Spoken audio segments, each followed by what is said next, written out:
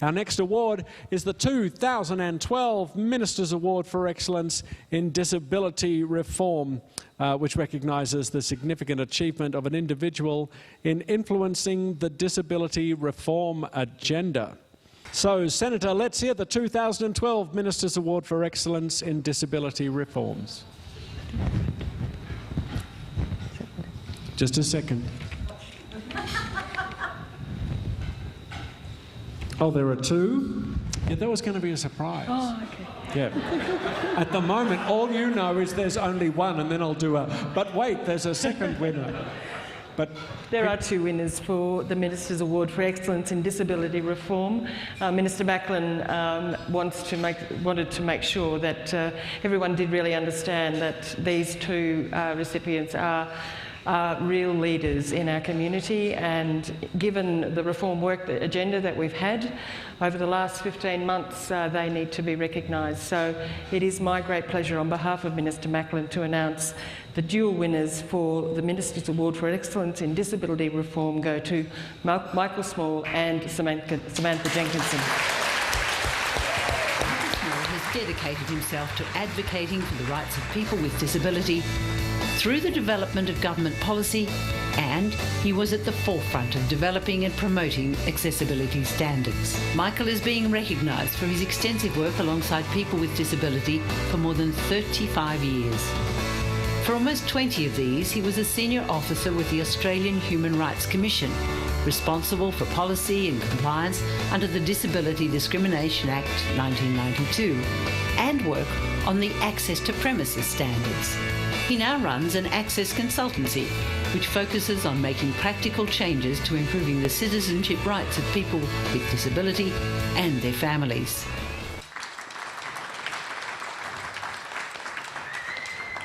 Samantha Jenkinson has dedicated her professional life to disability reform in Western Australia and beyond. She combines professional knowledge as a practical social worker with her personal understanding of the lived experience of disability. She helped develop the state's Count Me In Disability Future Directions strategy, which sets out 13 priorities to shape a good future for people with disability, families, carers, and many other Western Australians. She has also undertaken many initiatives around self-directed service design across the community sector. Samantha has and continues to participate on a number of ministerial advisory committees, was a former Chief Executive Officer of the Australian Federation of Disability Organisations, and is currently a councillor for the City of Stirling.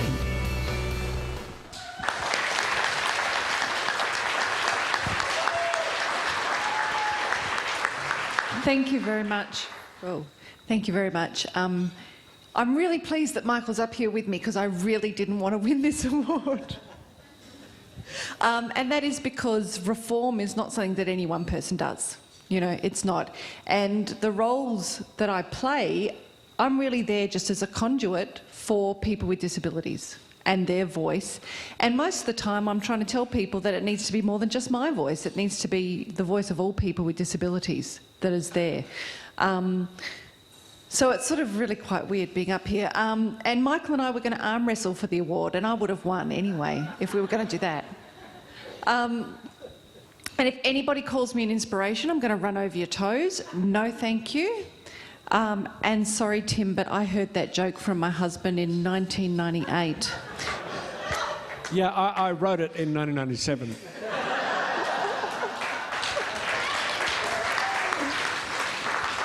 I'll just very briefly want to thank my husband, Michael. He's always there for me, and I couldn't do all the things I do where I don't really get paid very much if he didn't work so hard to look after the kids and do the job that does get paid.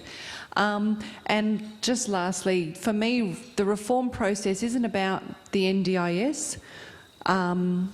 It's the National Disability Strategy, but it's even not quite that. It's about people with disability having good lives, having lives where they're valued and in control of their lives, and about getting out into the community, being included and not being in any sort of segregated disability bubble, which has been the case for many, many years. And to do that, people with disability need to be there walking alongside the bureaucrats, the politicians at all levels of government, to actually tell them how it needs to be done, because we know, we live it every day.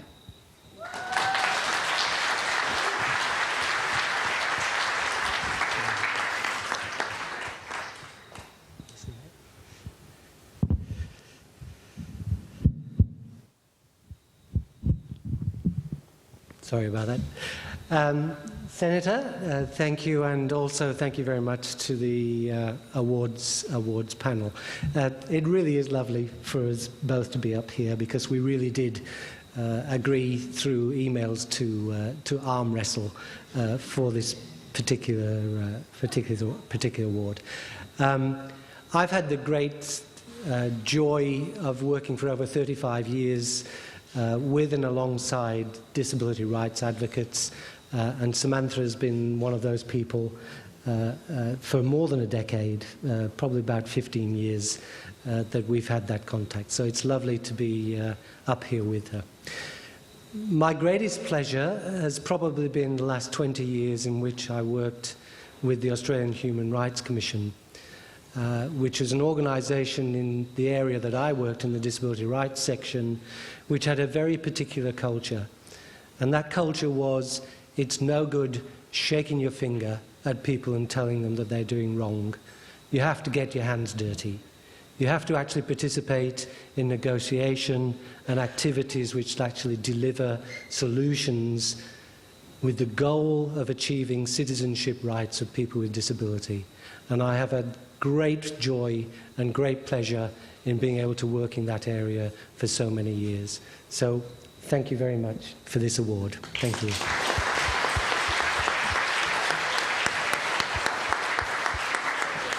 But wait, there's a second winner. Congratulations, Samantha and Michael. Brilliant stuff.